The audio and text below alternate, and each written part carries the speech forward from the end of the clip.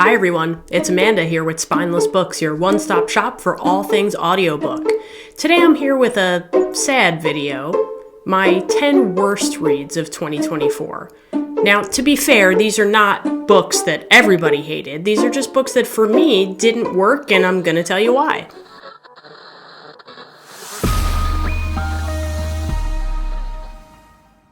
I'm going to talk about the books today in no apparent order. I don't really want to say a book is the worst book because it just feels unfair to, first of all, the author, but also to the people that cared about that book. And I know there are books in this list that definitely were popular with people who are not me. So I'm simply sharing what I didn't like. Maybe it'll help you align your taste with mine if it does.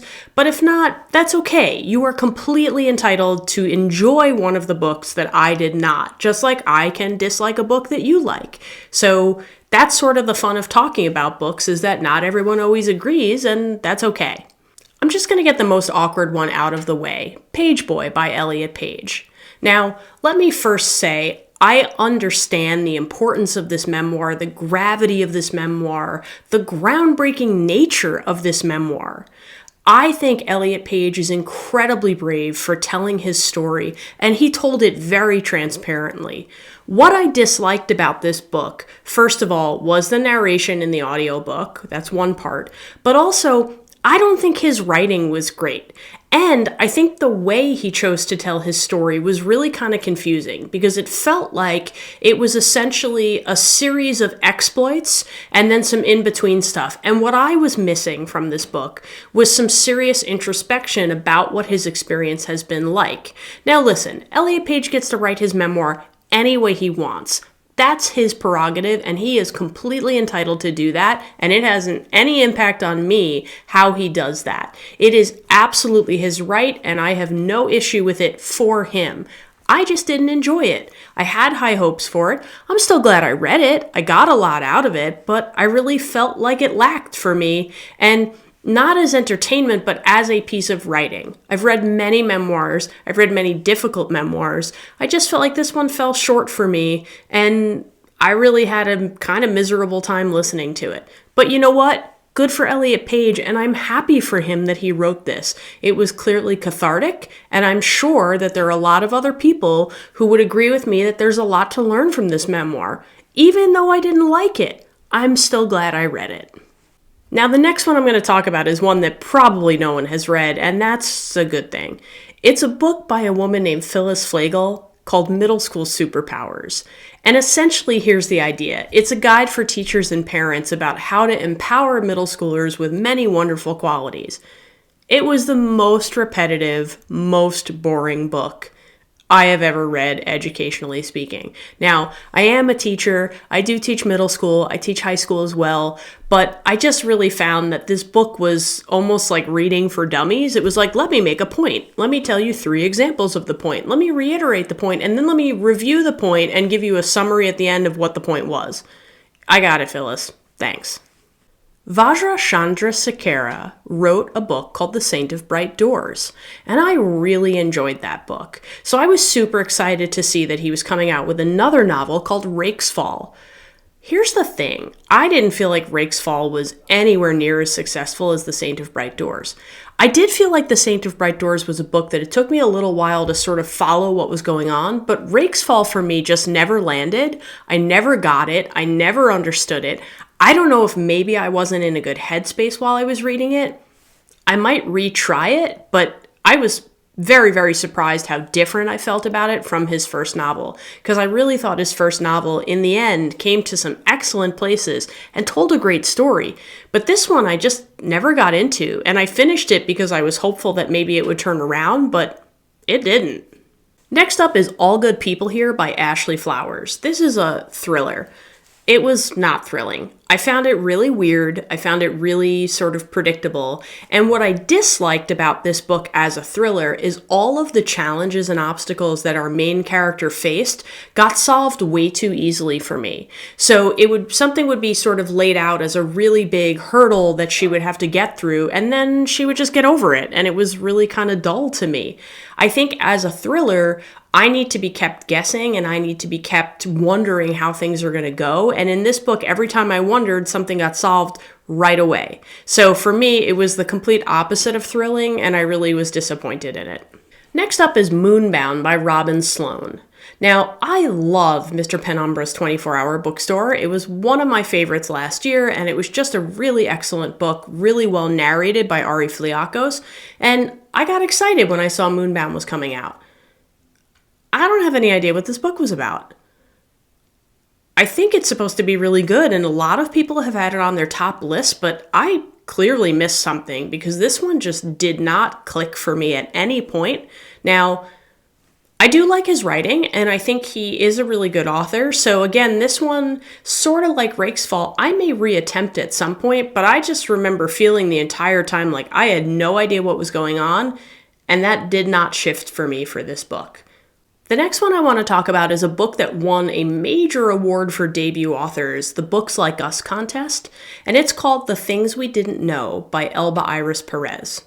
It's a book about coming of age between Puerto Rico and the United States and sort of the cultural conflicts that happen for the character by living between two places and having parents who are basically of one generation and then trying to be raised as the next generation culturally, but also in a different location. So it had a lot of potential and it was really interesting, but I just thought it was absolutely terrible. It was extremely autobiographical, but not an autobiography, and I think that was one of the issues I had with it. It felt like the author was trying to fictionalize very, very small pieces that were actually the really big pieces of the book, and then the things that were kept really true to her experience were the things that were totally inconsequential to the story. So I watched a number of interviews with her, and I was very curious to learn more about this because I was new to the idea of this contest. And I think the contest is a wonderful idea because it supports debut authors. But this one just for me was like, was this the best that was submitted? I do know that contest applications do not have to be finished when they're sent in. They send a few chapters and then they're assisted with the rest of their writing. But I don't know that I would have picked this one. I thought the topic was cool, but the execution was pretty terrible. The next book is Everyone on This Train is a Suspect by Benjamin Stevenson. Now, he's also the author of Everyone in My Family is a Murderer. I haven't read that one, and apparently that's the first in the series with this character. But this book, to me, was just so inconsequential. I didn't care about the characters. The mystery was not mysterious. It was a little bit of like oh, everybody could be involved, and yay, that's exciting because you can't rule anybody out. But at the same time, I didn't really care about the main character, and I didn't care about any of the secondary characters. So I had a really hard time following this book all the way through with any kind of enthusiasm because I never invested in the characters from the beginning. That's really important if you're going to follow a thriller or a mystery and be rewarded in the end. And in this case, I just wasn't because I never got hooked. Next up, I want to talk about Hidden Pictures by Jason Rekulik. This is a book about a young woman who has some issues and she becomes a babysitter for a little boy and he starts drawing these really creepy pictures and she's the only one who believes him that something is going on, so we have to go through this whole thrilling experience and find out exactly what's happening and why things are weird. I really wanted to like this book. I wanted to like the idea, but I just found the entire situation of our main character to be unbelievable. Like, not in a good way.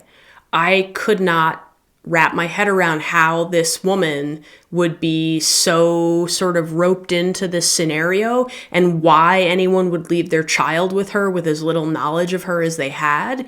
I also found the ending to be a complete letdown, and I'm not going to spoil what it is for those of you who may have enjoyed it, but there was something about this where, again, the believability of the book right from the outset did not work for me. And as a result, even though it was interesting enough for me to stick with it through the end, because I did finish each one of these books that I'm talking about today, I just didn't care. I was kind of disinterested in what happened to our character. I found her a little obnoxious. I also found her way too well-spoken for how she was supposed to be represented in the book, and that put me off a little bit from it. Next up is Some 40 Tales from the Afterlives by David Eagleman. David Eagleman is a neuroscientist, and this is a work of speculative fiction that talks about possibilities for what the afterlife is like.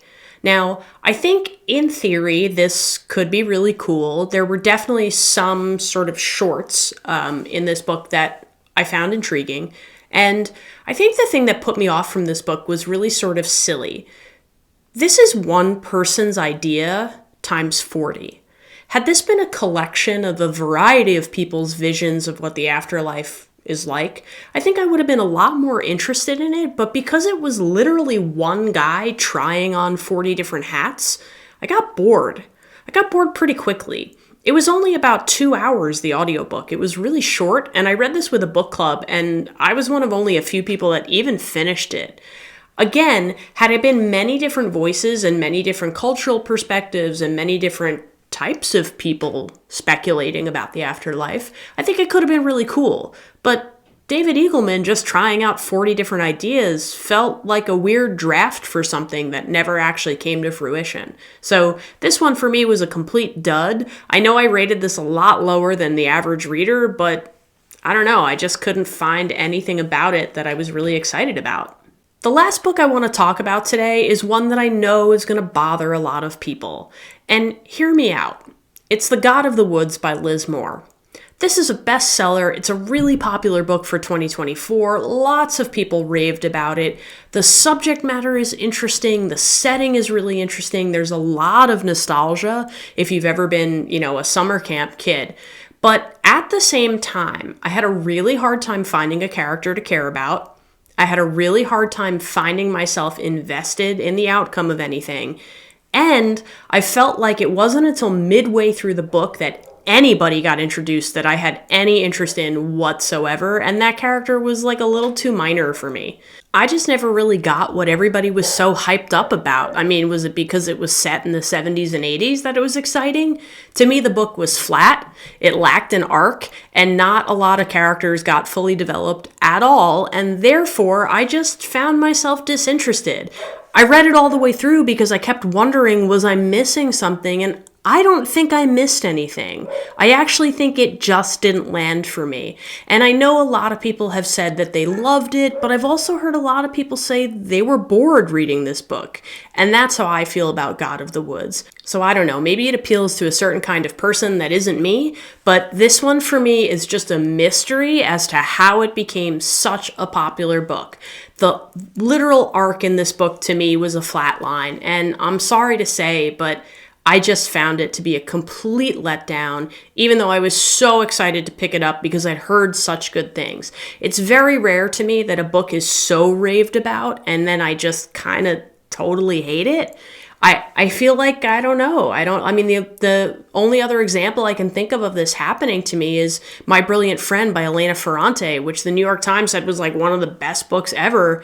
And I thought it was so boring. I didn't even finish that one. At least I finished God of the Woods. So I don't know. Is there a book on here that I didn't like that you think is really amazing and I should reevaluate? Let me know in the comments. Or is there another book that you feel was super hyped up this year and just fell flat for you? I'd love to know what you think. So let me know. And happy reading. And I'm really excited for what 2025 will bring.